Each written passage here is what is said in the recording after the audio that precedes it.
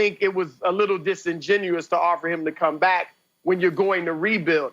I think there are only two ways a dynasty should break up. One is you get beaten on the court, or two, your superstar player that leads the team just gets old and decides to step away and retire. It should not be the front office deciding when you're still the best team in the world with the best player in the world that you're going to rebuild.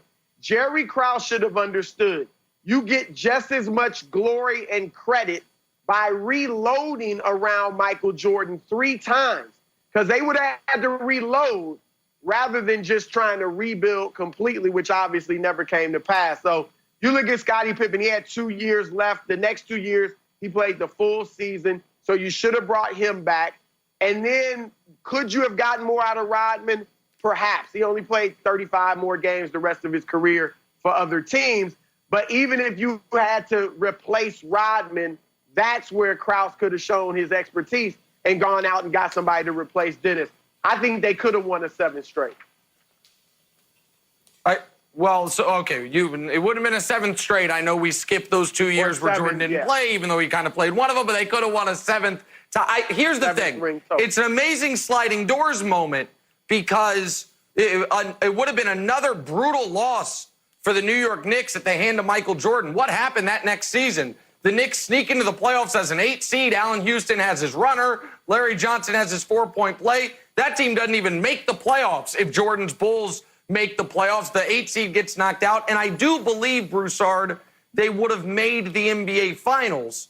But I think they would have been done winning titles because in those NBA Finals, David Robinson and Tim Duncan were waiting for them, and they never had to deal with the great center in the NBA Finals. And the following year, it would have been Shaquille O'Neal waiting for him. So for that reason, and for another maybe more important reason, I think the timing worked out perfectly for Michael Jordan, and here's why. I believe Game 6 in 1998 against the Utah Jazz was the greatest game Michael Jordan ever played. And the stat line, it's like, okay, it was a really good game, but the greatest, he had 45, 1-1, 15 of 35 from the field. But what you saw last night, and I hope people that didn't quite remember it now do, was that he was an offense unto himself that night. It was, you were facing the specter of a Game 7 on the road in the toughest arena in basketball. Jordan scores over half of his team's points. Pippen's back is out. Rodman's on his last legs. The only role player that really stepped up was Kukoc. And not only did Jordan carry them for the first 47 minutes, but he had the most storybook final 45 seconds of a career, even though we know he came back, one could have. The layup to get the 2-for-1 and to tie the game, the steal you're seeing right now on Malone, and then the iconic jumper. It was a perfect ending to his time in Chicago. And while I would have been impressed if they made the finals the next year and then lost to the Spurs, a lot of people have decided the single worst thing you can do in the NBA is lose in the finals, not the first round or miss the playoffs. The worst thing you do is lose in the finals. So it probably would have besmirched his legacy for some. So I think it worked out perfectly for Mike because I think he walked away from Chicago having just played the single greatest game he ever played in Chicago. So Wildes, even if he wanted to, I think Phil Jackson did him a favor by walking away when he did. I think that's a good point, Nick. I think the narrative leans in Jordan's favor that he's 6-0. But I want to push back on Reinsdorf's assertion that it would have been a financial impossibility to bring that team back. There was 2 interesting tweets I saw. The first one's from Bobby Marks, great guy, and he said that there's 3 people signed the biggest deals of their career. It was Luke Longley, Scottie Pippen, and Steve Kerr. So then Dusty, our esteemed researcher, dug in a little bit more on the salaries of the 98 Bulls and what could have been the 99 Bulls. It doesn't look that bad. Jordan has a huge salary, of course, but these other increases are not, outstanding to the point that you couldn't make it work. Now, the other thing, and Broussard mentioned this, is Rodman. Now, the thing about Rodman is it's not necessarily the money. If you look at all the money, Rodman's salary goes down. Here's Mannix, more convinced than ever that no coach or team could have extracted the production from Rodman that Phil and the Bulls got out of him in those first 3 years. Rodman played 35 games for 2 teams after that. His career is basically over. Now, Broussard, I'm going to disagree with you a little bit. I don't think Rodman's career was over physically. I think it was over because he couldn't get managed. Phil managed him perfectly. You could let him go to join the NWO before a finals game. I don't know if any other coach could let him do that. So I think there was more in Rodman's tank, but he was just mismanaged. No, I think that's fair. And I do, because remember, he was a problem in San Antonio before he went to the Bulls. So I totally agree. Jordan and Phil Jackson did a great job with Rodman, so they may have gotten more out of him. However, it's an unknown. And I think if they had decided to rebuild, you saw Jerry Krause did 3 sign-in trades that summer. He could have been able to figure something out to get 1 or 2 players to try to replace what Rodman gave him. And I'm going to push back on something Nick said, that Jordan hadn't met great centers in the finals. But he had dismantled or beaten great centers in the Eastern Conference playoffs. He obviously had to go through Ewing several times. He went through Shaq, who had a great supporting cast, and a healthy Penny Hardaway, who at that time was tremendous. And then great three-point shooting around the interior center in Dennis Scott and Nick Anderson.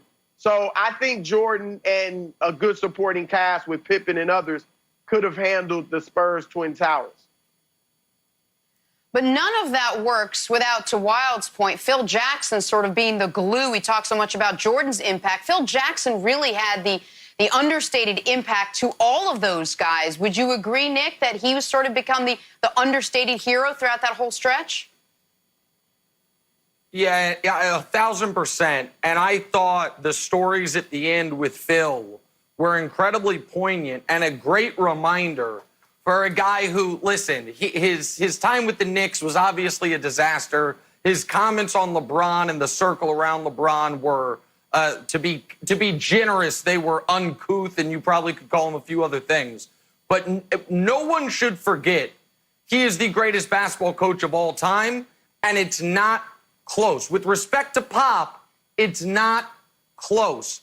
Phil Jackson, in a 12-year stretch, won 9 NBA titles with players, none of whom had ever won a single title. He won 3 with Michael and Scottie. Michael goes away. They make the second round twice. Michael comes back. They win 3 more. Phil takes 1 year off, and then they win another 3 immediately in Los Angeles. What he did, and by the way, then 2 more a decade later with Kobe and Powell. Phil Jackson and his accomplishments, Broussard, I think it's almost been forgotten.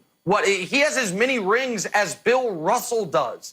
And what you saw it at the end when Michael said, you know, you got Michael Jordan writing poetry because Phil Jackson has somehow mind melded him.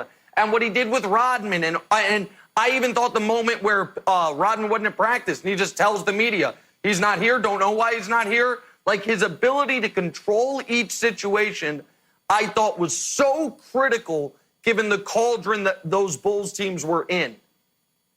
No, I agree with you, Nick. I think Phil Jackson is the GOAT among NBA coaches. And what he did the year Jordan was gone, when they won 55 games and played well in the playoffs without Michael. Remember, Jordan and Kobe, as great as they are, never won championships without Phil. I said this before, I'll say it again. For all his issues that he later had with LeBron that you mentioned, Nick, had Phil Jackson become a coach for LeBron James early in LeBron's career, I think LeBron will have more championships as well. And the GOAT conversation, in many people's opinion, might be different. All right, well, with the Jordan doc in the books, we're now going to turn to Wilds to tie a little bow upon it, where he's going to be handing out awards for literally everything. We're giving him 60 seconds to do it. Use your time wisely, buddy.